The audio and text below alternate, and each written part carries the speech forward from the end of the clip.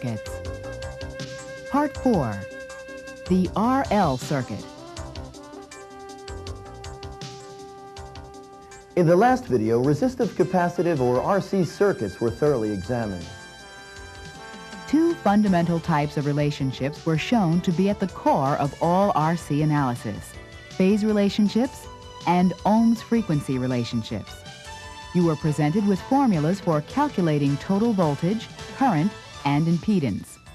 The effects of a variable frequency were demonstrated, forming either a low-pass or a high-pass filter.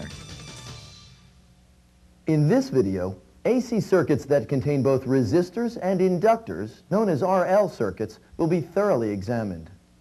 They will be analyzed in both series and parallel configurations. Two basic types of relationships will be presented that will be useful guides for analyzing any type of RL circuit. Impedance will be calculated. Finally, you'll see how varying frequencies affect voltage and current within RL circuits. Before beginning to analyze RL circuits, it's important to realize that no matter what combination of resistors and inductors a circuit may contain, resistors will always respond as resistors and inductors as inductors. All of the advanced AC circuit concepts that will be presented in this video are derived from fundamentals that you've already learned. Let's begin by taking a look at a series RL circuit. It consists of a resistor and an inductor connected in series with an AC voltage source. Whenever you examine a series circuit, you know that current is the same throughout, according to Kirchhoff's current law. The source current, I sub S, the resistive current, I sub R, and the inductive current, I sub L, are all equal. They are identical in both magnitude and phase. Next, there are two fundamental types of relationships that you should keep in mind when working with RL circuits. These relationships will always hold true no matter what configuration of resistors and inductors you find. They are phase relationships and Ohm's frequency relationships. To understand these relationships, it's helpful to look at each component separately. Recall that in an AC circuit, the voltage across a resistor is always in phase with the current through the resistor. Remember, too, that an inductor's voltage always leads the current through the inductor by 90 degrees. When the waveforms of these two devices are compared, it becomes clear that since the currents are in phase in a series RL circuit, then the inductive voltage leads the resistive voltage by 90 degrees. This phase relationship is fundamental to understanding how an RL circuit will operate. Because the voltages are out of phase, Kirchhoff's voltage law becomes too cumbersome to use when calculating total voltage, as was demonstrated in an earlier video. Although each pair of points in the two waves can still be added to find the total voltage, the process is very time-consuming. Instead, phase relationships can be used for determining the total voltage.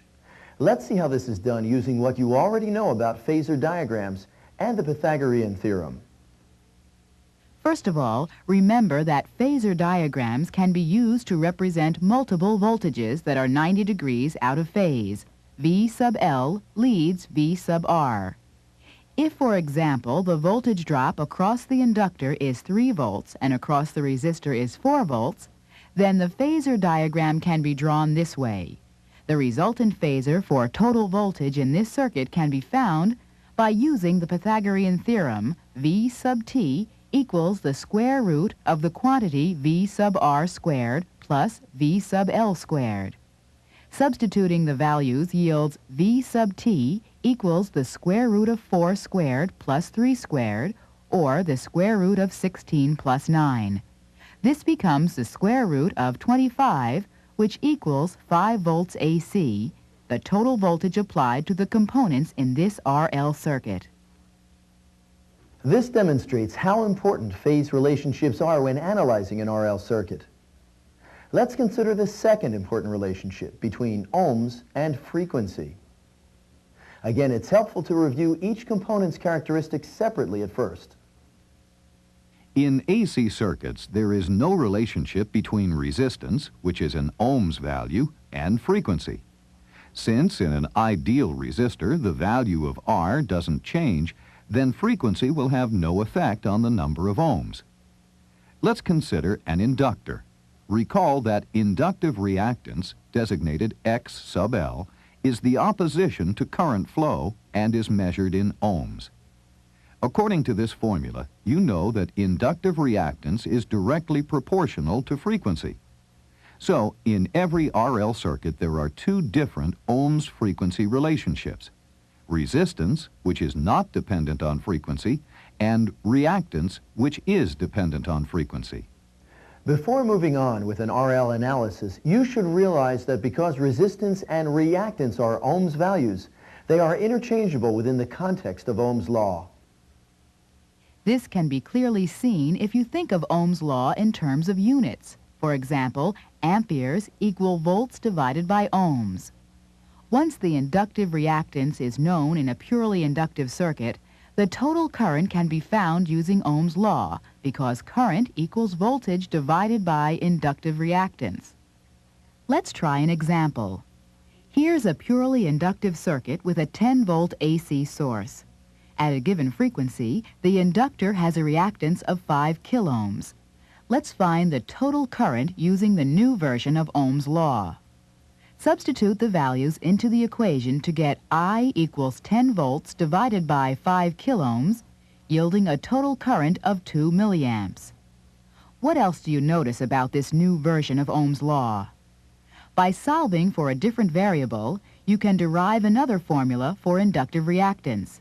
X sub L equals V divided by I. Let's find the inductive reactance for an example circuit using this variation of Ohm's law. This AC circuit consists of a 15-volt source connected to an inductor. The circuit current is known to be 5 milliamps. From these values, the inductive reactance of the circuit can be determined. Substitute the values into the formula. X sub L equals V divided by I. The formula becomes 15 volts divided by 5 milliamps. 5 milliamps is the same as 5 times 10 to the minus third. The division yields X sub L equals 3 times 10 to the third, or 3 kiloohms for the inductive reactance. Stop the program and complete activity number 1. When finished, continue watching the program.